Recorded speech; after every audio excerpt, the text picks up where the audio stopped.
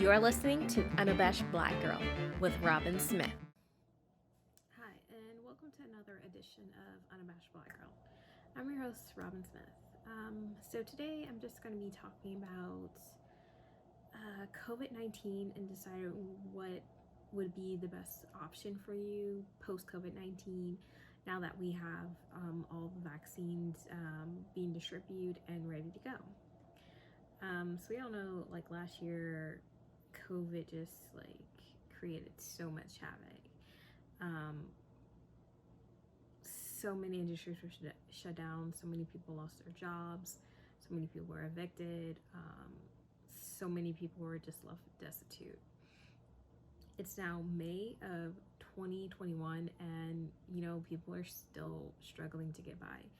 Some businesses that were shut down temporarily are in the process of reopening because, once again, like I said, we have the vaccine now. But there were some businesses that were not able to reopen because they permanently shut down. So now the people who had their businesses shut down, now they have to basically start everything from the beginning. And if you've never had to start over, you don't understand how hard that process can be. So then it for those people, the ones that are having to start over, a question that they might be asking is, where do we go from now? Because everything that they held near and dear was basically taken away from them, and they don't really know where to go. But I mean, to get to the point where we talk about what they need to do, we first need to talk about how they got to that place that they arrived at. So, I mean, when COVID first hit, the government was telling us that, oh, it wasn't a big deal. Or actually, no. When the COVID first hit, everyone just thought it was a cold. No one really knew what to think. And when we started first hearing about Wuhan, our government was so arrogant, thinking that, oh, nothing was going to come over to the US, no one was going to be affected, we were all going to be fine. Come to find out, oh no, it traveled worldwide and it got here months before they said that, they officially recognized it.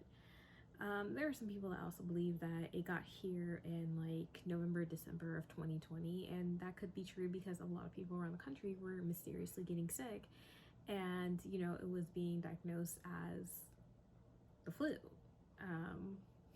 So I mean, it could have been here much earlier than that.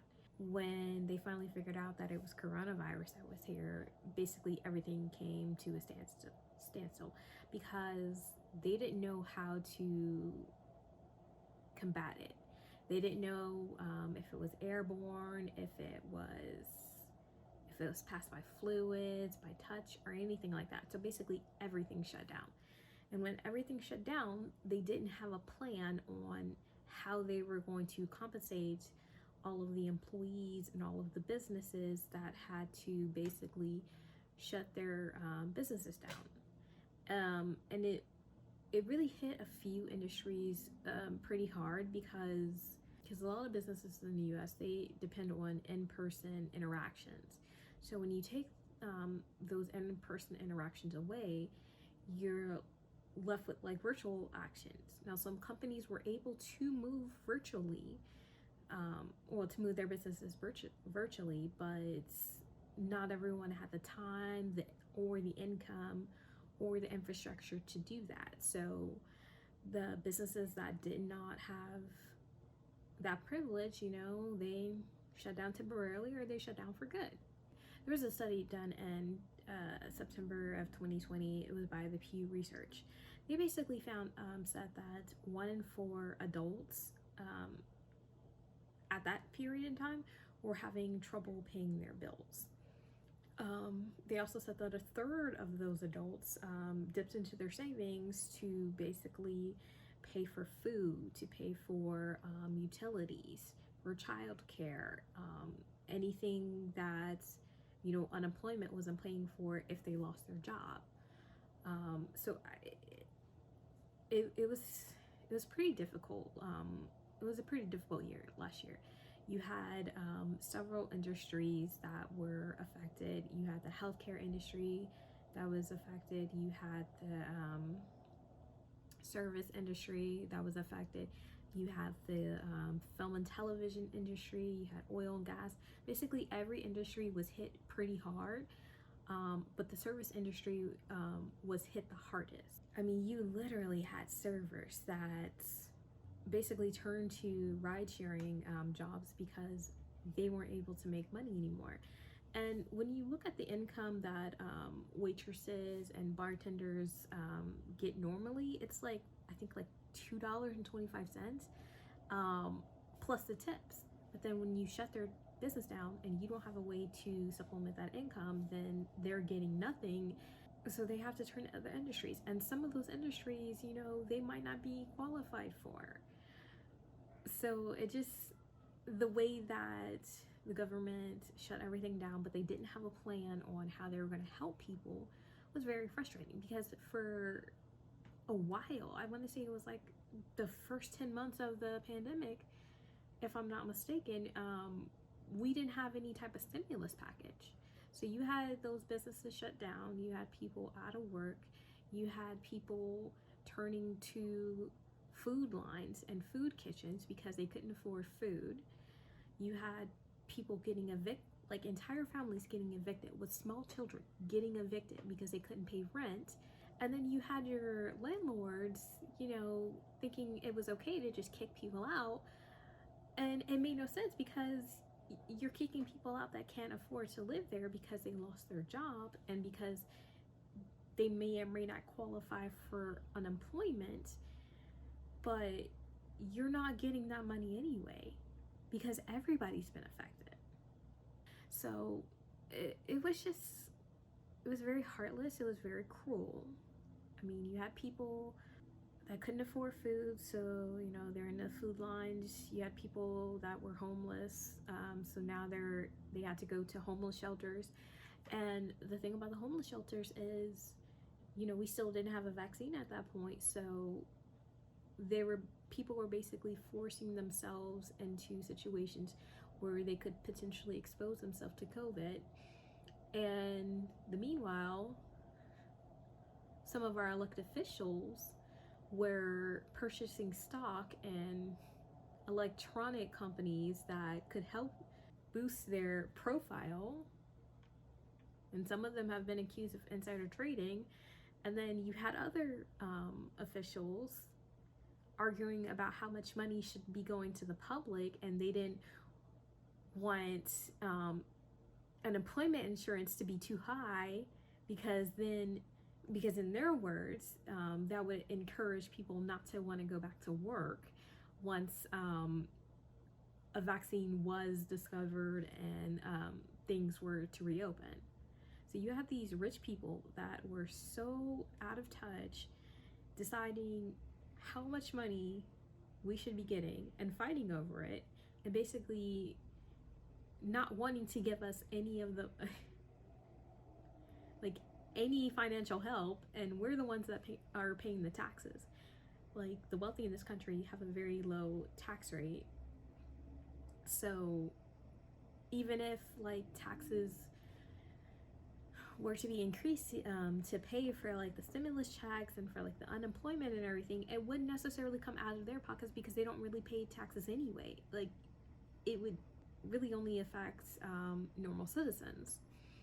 But that's what we were dealing with. We were dealing with really incompetent leadership in this country. Like, I already mentioned some of the industries that were hit pretty bad, but a lot of them, I mean, you had your whole hospitality jobs. That was like the number one, fighting with your service jobs. You had your the whole travel and airline industry that was hit pretty hard. You had your self-employed, so those were hit pretty hard. And you also have your manufacturing. So, I mean, there was just a lot of industries that were hit hard, and some have recovered, some have not recovered. Some received PPP loans, some didn't. So, I mean, it's just when you think about how the government failed us as a country, it's really infuriating. And with those PPP loans that I mentioned, so those were basically paycheck protection loans that like industries applied for. And the reason why, those were so vital was because they were first supposed to be for small businesses. And they were also supposed to like secure payroll, so you wouldn't have to like furlough your employees or fire them. Now, what some industries did, more specifically the airline industry, what they did was like, okay, we're gonna apply for this loan. They applied for the loan, they were given the loan. Now, one of the terms for the PPP loans was that you cannot fire your employees. So some companies were like, okay, we'll accept that. We're not going to fire any of the employees. We're not going to furlough them. We'll keep them hired. But the problem was, like, that stipulation wasn't a long time stipulation. I think it was like for maybe 6 to 8 months or something like that. So once that time period passed, the airlines that said that they weren't going to fire or furlough anybody went ahead and did it anyway, because they were past that probationary period. So they already had the money, so they fired the people, and the money that the government gave them, they put it in the stock market. They paid their executives, and they get rid of all their employees that they said that they wouldn't do. And stories like that are very, very common. Like, I mean, you had so many businesses that were taking advantage of the PPP program and basically forcing or pushing out actual small businesses that needed the loans. And of course, when we're talking about Black people, Black businesses, they were already at the bottom anyway. Some of the Black business owners were waiting months to hear back after they applied for the loan. A lot of them got rejected, and then come to find out months later, oh, all these other people that were not small business owners and didn't need to like secure that capital to like keep employees got the money. You hear about officials who had their own businesses, applying for that protection, who didn't need it. I mean, it was just, it was really bad. But more so for Black America, it was heartbreaking, I mean, because so many Black businesses failed and they permanently closed and they're not going to open again. And like one aspect in Black America that was really impacted pretty hard was the frontline workers. So, you have a lot of Black people that were considered essential workers or frontline workers or first responders, that couldn't really just quit their job because either people depended on them to do their job, or they were the sole income in their household. So they had to basically go to work every single day and put their lives at risk of getting COVID. Meanwhile, wondering if they're going to, one, be able to stay healthy. Two, wonder if they're going to have a job, because with some places, it wasn't necessarily guaranteed that you were going to have a job. I mean, unless your job switched over to like a virtual setting, your job wasn't secure. So like, let's say your job was working at a movie theater. Well, the movie theaters had to shut down. They had to shut down. The movie theater industry, like almost collapsed actually. So for all those people that worked in the movie theater, they were most likely fired or just let go, because you can't operate a movie theater without having actual people to come in to cover your losses, basically. I mean, just for example, sometimes movie theaters pay 30,000 or more per show for the license to show that movie in their theater. So when you shut down, when you can't have people come into your business, all that money that you've already paid to have the rights for those movies to show, you can't recoup that loss. And the only way that you could probably like do anything about it would be just to cut payroll, cut your losses. So I mean, that happened all around the country, and there's so many people work for movie theaters. So I mean, it really hit the Black community hard. You have Black people that are working in essential jobs, whether that's grocery stores, whether that's fast food places, whether it's in hospitals, whether they're delivery drivers, or just Uber or Lyft. They were hit pretty hard because once their place of employment shut down, really, I mean, the only industry that still was thriving through this whole COVID-19 shutdown was telecommuting, and then also delivery service. So, but with that strain on the delivery service, let's talk about Amazon, for example. Amazon has horrible human rights abuses. It was discovered recently that their drivers are under intense scrutiny, and they don't even have enough time to go to the restroom. So, they have bottles in their trucks that they pee in, or they, defecate in, and they have to like deliver a certain amount of packages per hour, just to break even.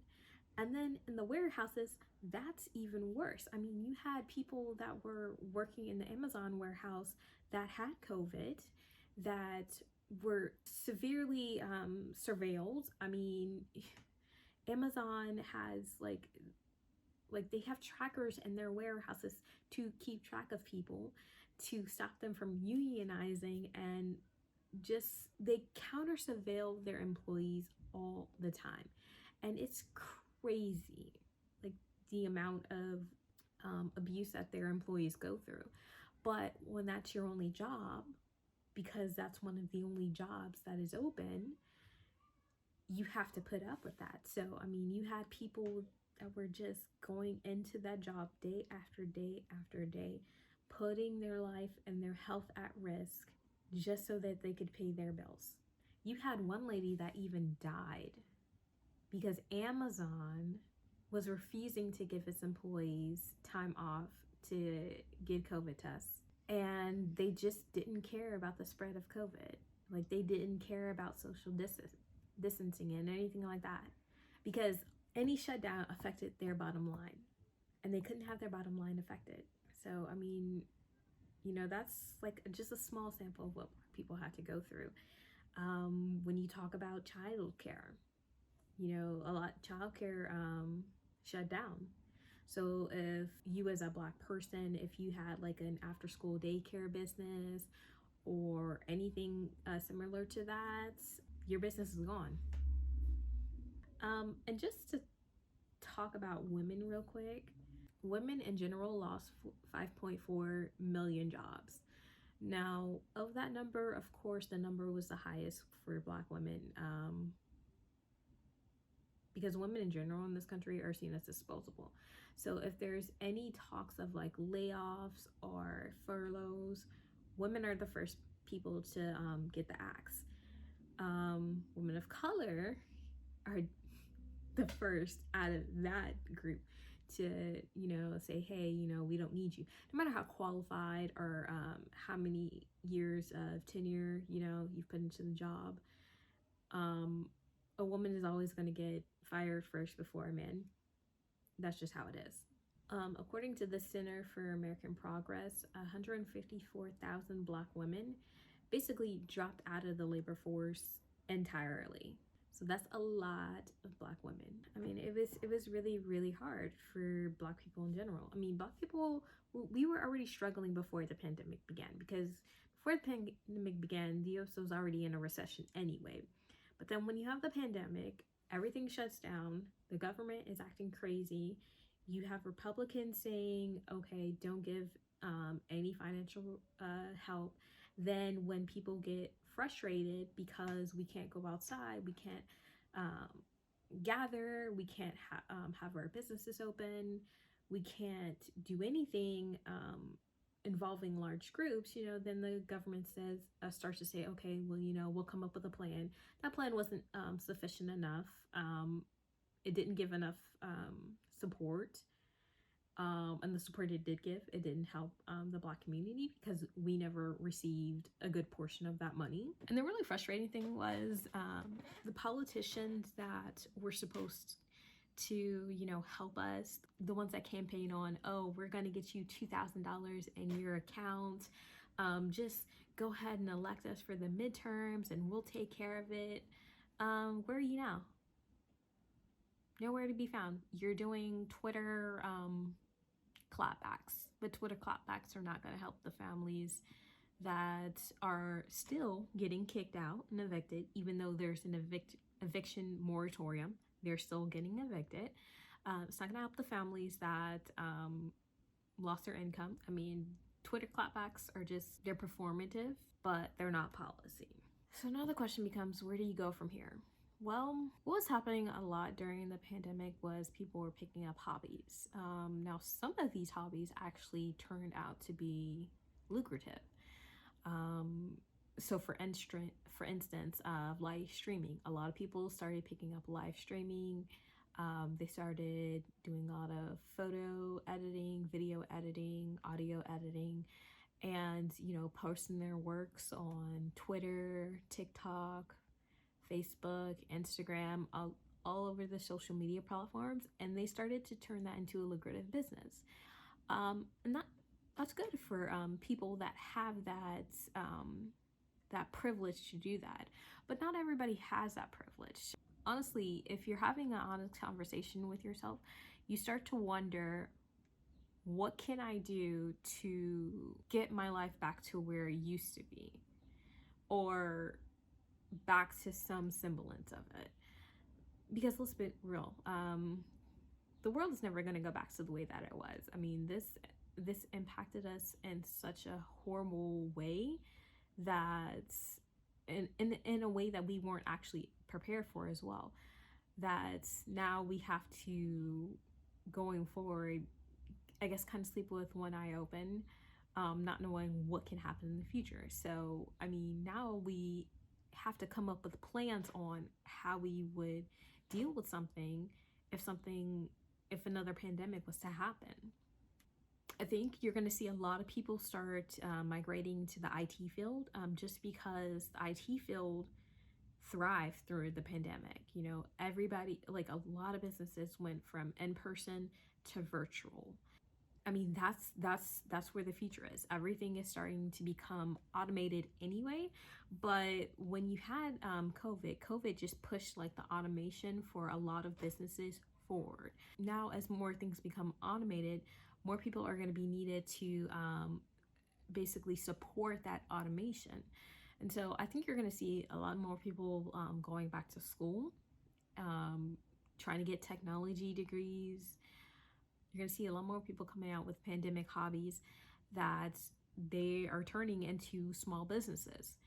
Because another side effect of this shutdown has been more people the people that had the privilege of working from home are now deciding that they don't want to go back to their brick and mortar jobs. Like, they don't want to, they're more comfortable working from home. Because what working from home did that was really great is it allowed you to spend more time with your family, to do more personal building. It gave you more time to just relax. It took away a lot of extra stress and burdens. And so a lot of people, they got used to it and they like it. And, they were like, okay, well, I can do this. I can work from home. You might see some industries in the future that are not fully going to recover because of that reason. I mean, for those people that have to start over, it's going to be hard. They're going to have to basically just find a job or find something to hold them over until they get something permanent. And whether that's a week from now, a month from now, a year from now, they're gonna have to do what they have to survive. I mean, if that means taking up a job with Uber or Lyft or working at McDonald's or fast food places. It's hard for people to like pick and choose jobs now because so few industries are like open. They're starting to reopen with the vaccine and people getting vaccinated, but it can turn into another shutdown if people still keep refusing to get their second shot. Like those people that are like saying, I don't want to get the second shot, I already had the first shot, they're opening themselves up to getting COVID again. And then if another like mass outbreak happens, everything is going to get shut down again. So right now things are like 50-50. You have some states opening, you have some businesses opening up again. But if there's new variants, if there's a new outbreak, everything is going to shut down again. And if everything shuts down again, the people that were rebuilding their lives are back at zero. So it's a very complicated situation. And there's no right answer on how you can basically just get back to where you were. The only thing you really can do is just find a way to support your family. Okay? So whether that's working one job, two jobs, whether that's applying for business loans for your business, you have to do what you need to survive. Now, it's definitely not going to be easy, and it's going to take some time. It's not going to happen overnight. There are going to be times where you just feel like giving up, and you want to scream, you want to break stuff, maybe you feel like you want to end it. But when you get to those types of moments, when you get to that, you have to stop and you have to think. You just made it through one of the worst pandemics that have ever happened. So if you do anything drastic, all of that pain, all of that suffering that you went through would have been for nothing. It's hard. It's hard starting over. I know for a fact. I started over twice. When I moved overseas, that first month I was there, I don't think I had like real furniture in my apartment until I got my first paycheck. Like they provided me with a bed, but everything else I had to wait on until I got my first paycheck. So that was a very humbling experience. And then even then, when I got my first paycheck, I only bought what I needed. And like I was just like, okay, I only get paid once a month, getting paid like twice a week, that's a luxury. And most countries don't do that. So, I had to save. I had to change my mindset to basically I can't expect everything is going to be like a flowery path for me. Like I have to work for it. And, when I moved back to the US, I had to start over again. I had to find a job with all of my qualifications. It took me 6 months to find a job. In our economy right now, even the most qualified people are not finding jobs. So I get it. I know how it feels to start your life again and wonder where your next paycheck is going to come from, or if you have enough money to get groceries this week. So I get it. So, I mean, just whatever faith you believe in, just hold tight to that and just tell yourself you are going to make it. Do not give up. You can make it through. If you made it through last year, you can make it through anything. So until next time, stay unabashed.